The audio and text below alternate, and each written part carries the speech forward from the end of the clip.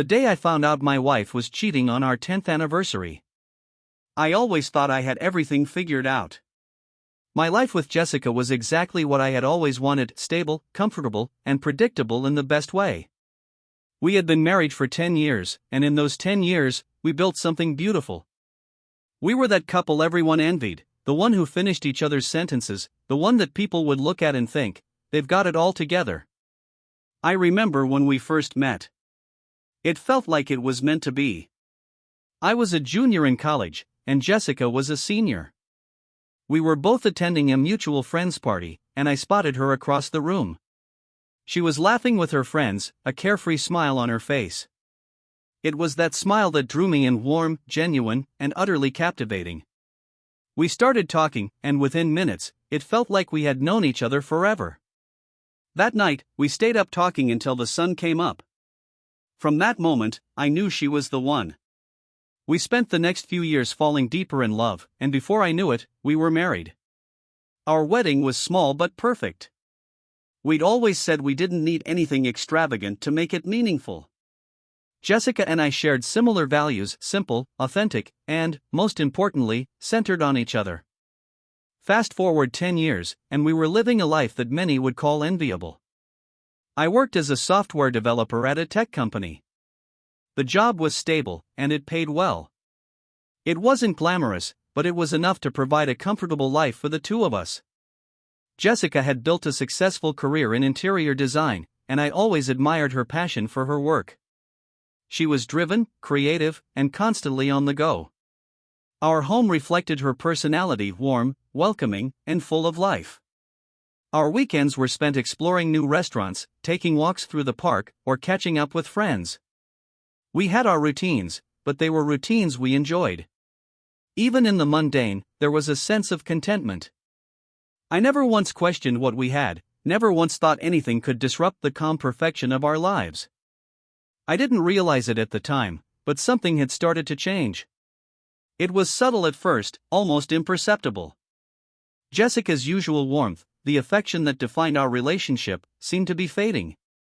It wasn't that she was cold or unkind. She was still there, still present, but there was a distance between us that hadn't been there before. One evening, I came home from work and found Jessica sitting on the couch, absorbed in her phone. She didn't even notice me walking in. Normally, she would have greeted me with a smile or a quick hug, but that day, she simply gave me a distracted smile and mumbled, "Hey." I chalked it up to exhaustion. Work had been busy for both of us lately, and maybe she just needed some space. But as the days passed, I noticed she seemed more distant, more preoccupied. She was spending more time on her phone, often slipping away to the bedroom or the kitchen when I tried to talk to her. I didn't think too much of it at first. After all, we all go through phases, right? But that feeling, the nagging feeling that something wasn't quite right, started to grow. I didn't know what it was yet, but I could feel it. There was a shift in the air, an undercurrent of something I couldn't quite put my finger on. And as our 10th anniversary approached, I began to wonder if everything I thought I knew about our life was starting to unravel. The first signs were small, so small that I almost convinced myself I was imagining things. But the nagging feeling didn't go away. It crept in like a shadow in the back of my mind, always present but hard to pinpoint. I tried to ignore it, telling myself that Jessica was just going through a busy phase. She had always been a bit of a workaholic, and lately, with a few big projects on her plate, I assumed that was the reason for the change. But then the distance between us began to feel more deliberate. It started with the little things. Jessica, who used to greet me with a warm hug when I got home, had begun to just wave or nod as I entered the door. Her smiles felt more forced, her touch less tender. The nights when we used to cook together or binge-watch our favorite shows had been replaced by her retreating into the other room, phone in hand. Sometimes, I'd hear her typing quickly, glancing at the screen with a look I couldn't decipher. I tried not to read too much into it. People get busy, right? But the more I thought about it, the more I realized there was something off about her behavior. She was coming home later than usual.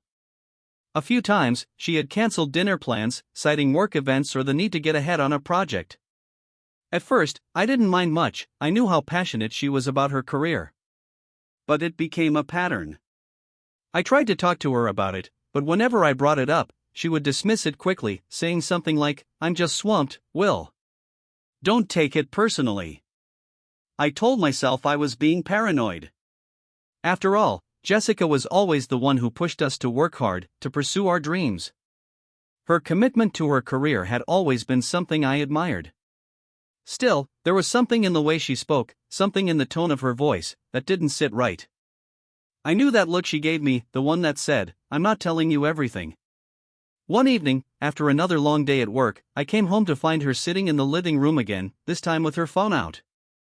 She was texting, her face illuminated by the screen in the dim light. Normally, she would have looked up to greet me, or at least acknowledged my presence. But tonight, she didn't. She was so absorbed in her phone that I had to clear my throat twice before she even looked up. "Oh, hey," she said, almost absent-mindedly. "Sorry, I was just finishing up a quick message." I watched as she slid her phone under the couch cushion and sat up straighter. It was a small movement, but it stuck with me. Why was she hiding her phone? "Everything okay?" I asked, trying to sound casual, though inside, my heart was pounding. "Yeah, fine," she said, her voice a little too upbeat. "Just a busy day, you know." I nodded, but a knot twisted in my stomach. Something was off, and I couldn't shake the feeling that there was more to her story than she was letting on. I didn't want to jump to conclusions, but the more I saw this pattern, the late nights, the secretive texts, the emotional distance, the more I began to wonder if my wife was keeping something from me. It wasn't until a few days later that I finally saw it, something so obvious, it made my blood run cold. I walked into the kitchen and found Jessica's phone sitting on the counter. She was in the bathroom, and I thought about ignoring it. But curiosity gnawed at me. I knew she would be mad if she found out, but the temptation to understand what was going on was too great. I glanced down at the screen, and my heart skipped a beat. There was a text from an unknown number. My stomach dropped as I read the message. "Are you still coming over tonight? I miss you. M." I didn't even have to read the rest of it. The M at the end was all I needed to know. Our neighbor, Mark. The guy I'd been chatting with just the other day in the driveway. The guy I thought was just a friendly neighbor. My hand shook as I put the phone back down. My mind raced, and I felt a lump form in my throat. Could this be true? Was Jessica really seeing him? I didn't want to believe it. I couldn't believe it. But as the shock began to settle in, a deeper, more painful realization started to hit me. Everything I thought I knew about our life together was a lie. The days leading up to our 10th anniversary felt like a slow-motion train wreck. The shock of finding that text from Mark kept replaying in my mind over and over. I couldn't bring myself to confront Jessica yet. Every time I looked at her, I was reminded of the betrayal of her secret life with someone else, someone I thought I trusted. But I still tried to act like everything was fine. After all, it was our anniversary, a milestone I had been looking forward to for months. Jessica had been planning a surprise for the night, and even though the air between us felt thick with tension, I still hoped that maybe this dinner would give us a chance to reconnect. I didn't want to believe the worst, and maybe I was trying to convince myself that it wasn't true. Maybe this whole thing was just a misunderstanding. But deep down, I knew it wasn't. The night of our anniversary, Jessica looked as beautiful as ever. She wore a dress that I had always loved, and her smile was bright, though there was a hint of nervousness behind it. I didn't know what she was thinking, if she knew I knew, or if she was just pretending everything was normal. Either way, I tried to force a smile, pretending that everything was okay, but my stomach twisted in knots. We drove to the restaurant she'd picked out, a fancy, upscale place with dim lighting and a cozy, intimate atmosphere. The whole experience was set up to be romantic, the kind of evening you'd expect from a couple celebrating a decade together. The wine was flowing, the food was exquisite, and on the surface, everything seemed perfect. But underneath it all, I felt like I was choking on the weight of the truth. Throughout dinner, Jessica kept up the small talk, asking about work and casually bringing up things we'd planned for the future. It was all so painfully normal, yet I couldn't stop thinking about what I had discovered. How could she sit across from me, so carefree, knowing what she'd been doing behind my back? I could hardly focus on the conversation. My mind kept drifting back to that text message. Are you still coming over tonight? I miss you. M. The words echoed in my head, drowning out the soft clinking of glasses and the murmur of nearby conversations. Just as we finished dessert, my phone buzzed. I glanced down, expecting it to be an email from work, but it wasn't. It was a message from an unknown number, and I froze when I saw it. William, I'm sorry to tell you this, but Jessica is cheating on you. I didn't want to be the one to say it, but you deserve to know. She's been seeing someone for months now. It's with Mark. She lied to you, and you deserve the truth. The words hit me like a slap to the face. I stared at the screen, unable to process what I was reading. The message confirmed what I had already feared. It was real. The betrayal was real. The gut-wrenching reality of it began to settle in, and I felt a cold wave wash over me. My hands started to shake as I put the phone down, trying to hold it together. My chest felt tight, like I couldn't breathe. I forced myself to look up at Jessica, sitting across from me, oblivious to what had just happened. She was smiling, talking about how she was excited to celebrate the next decade of our life together. But all I could think about was Mark. How long had this been going on? How long had she been lying to me? How could she look at me and pretend everything was fine? Is everything okay? Jessica asked, her voice full of concern. I looked at her, searching her face for any sign that she knew what I knew. But there was nothing. Just a gentle smile. I knew I couldn't wait any longer. The truth was sitting in the pit of my stomach, and I couldn't ignore it. I had to confront her. I need to ask you something, I said, my voice barely above a whisper. Her smile faltered. She must have sensed the change in my tone because she immediately sat up straighter, her eyes narrowing with concern. What is it? She asked, her voice almost shaky now. Without saying anything, I pulled my phone out and slid it across the table, letting her see the message from the unknown number. She stared at it, her face draining of color. Her eyes flicked up to mine, and I could see the fear in them. She opened her mouth to say something, but the words didn't come. Instead, she put her head in her hands, sighing heavily.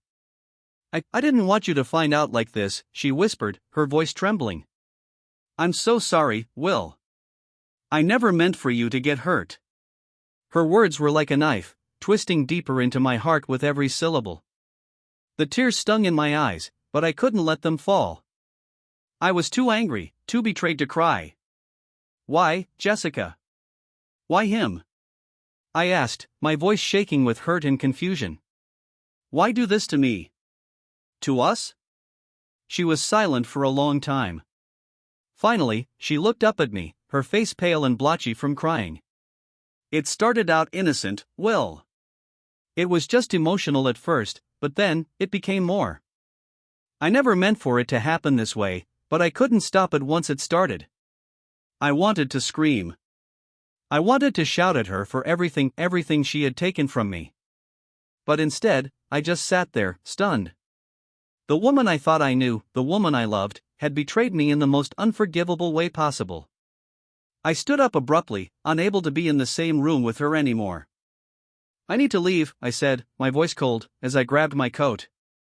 I can't do this tonight. She reached out to me, but I pulled away, walking out of the restaurant without looking back. The night, which was supposed to be a celebration, had turned into a nightmare. I didn't know where I was going, but I needed to get away from her, from the lies, from everything. The following days felt like I was walking through a fog. My mind couldn't stop racing, replaying every moment from the anniversary dinner, the way Jessica tried to hide her phone, the forced smile, and her pathetic attempt at an apology. Nothing felt real.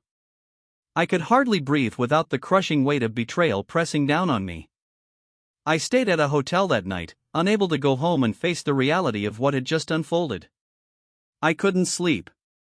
My mind was flooded with questions, with anger, with a deep, aching sorrow that I had never known before. How long had Jessica been seeing Mark?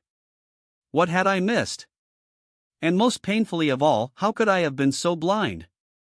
I had trusted her with everything, and now it felt like everything I had built my life on was a lie. Jessica didn't reach out the next day, and part of me was relieved. I didn't want to hear her excuses, her words of remorse. I couldn't stomach any more of her lies. But eventually, she texted me, asking if we could talk. I can't do this over text. I need to explain everything, Will. Please. The message hung in the air, a bitter reminder of the trust that had been shattered. I stared at the phone for a long time before finally responding. Okay. We'll talk. But no more lies. We agreed to meet at a coffee shop, somewhere neutral, where neither of us would feel trapped. As I sat there waiting, the minutes felt like hours. I wanted to be angry. I wanted to confront her with everything I knew, to tear into her for what she had done. But a part of me, one small part, still wanted answers. I needed to hear her side, even though I already knew the truth. When Jessica finally walked in, I could hardly recognize her. She looked disheveled, her eyes red from crying, but there was something in her demeanor that made her seem distant. She wasn't the woman I had married. She wasn't the woman who had promised to love me through thick and thin. She sat down across from me, her hands trembling as she wrapped them around her cup of coffee. Her eyes avoided mine, like she was afraid of what she might see there. I could feel the tension between us, the distance that now separated us. Will, she started, her voice soft but cracking, I don't know how to explain this, but I need you to understand. It wasn't about you. It wasn't about our marriage. It was me. I started feeling like something was missing, and when Mark and I started talking, I didn't know where it would lead. I never thought it would get this far. I listened, but I could feel the rage building inside me. She was trying to justify what she had done. She was trying to make it sound like it was some kind of mistake, like it was my fault somehow for not noticing. But I wasn't buying it. Jessica, you lied to me, I said, my voice barely above a whisper, though the anger in it was clear. You've been lying to me for months, and I had no idea. I trusted you with everything. We had a life together, and you tore it apart. You don't get to explain that away with excuses. Her face crumpled, and tears welled up in her eyes again. I'm so sorry, Will, she whispered. I never wanted to hurt you. I swear, I didn't. The apology felt empty. How could she possibly be sorry for something she had done willingly, something she had chosen again and again? My heart felt numb. No, I said, shaking my head. Sorry isn't enough. Sorry doesn't fix this. Sorry doesn't give me back my trust, or the life we built together. She tried to reach for my hand, but I pulled away sharply. I couldn't let her touch me. I couldn't let her pretend like everything was going to be okay. I can't be with someone who lies to me, Jessica. I can't pretend that this doesn't change everything. I need to move on. I need to take some time to figure out who I am without you. The words hit her like a punch to the gut. She recoiled, her eyes wide with disbelief. I saw the hurt in her face, but it wasn't enough to change my mind. There was no going back. The trust had been shattered beyond repair. You're making a mistake, she said, her voice shaking. I love you, Will. I never stopped loving you. Please don't end this. But it was already over. I stood up, my hands clenched at my sides, and gave her one last look. The woman who sat in front of me wasn't the woman I had married, the woman I had spent 10 years building a life with. She was a stranger, someone who had betrayed me in the worst way possible. I need to walk away from this, I said, my voice firm. I'm sorry, but this is done. And with that, I turned and walked out of the coffee shop, leaving her behind. It felt like the finality of it all hit me like a wave, but I didn't look back. I couldn't. The man who had trusted her, loved her, was gone. All that was left was a broken shell of what used to be. The days that followed the confrontation were the hardest of my life. It felt like I was walking through a dark tunnel with no end in sight. I barely slept. Every time I closed my eyes, I could see Jessica's face, the hurt, the pleading in her eyes. But I knew deep down that leaving was the only choice I could make. I didn't speak to Jessica for days after that coffee shop meeting. The silence between us was deafening. I stayed at a friend's house for a while, trying to process everything that had happened, and in some strange way, it felt like I was waiting for the world to stop spinning. I had spent the last 10 years of my life with someone who had betrayed me, someone who had lied and hidden pieces of herself from me. It was hard to come to terms with that reality. But as the days passed, something started to change inside of me. The overwhelming sadness began to fade, and I started to feel a sense of clarity. I wasn't broken. I was hurt, yes. I was angry. But I wasn't destroyed. I had lived through worse moments before. I had the strength to get through this, even if I didn't yet know how.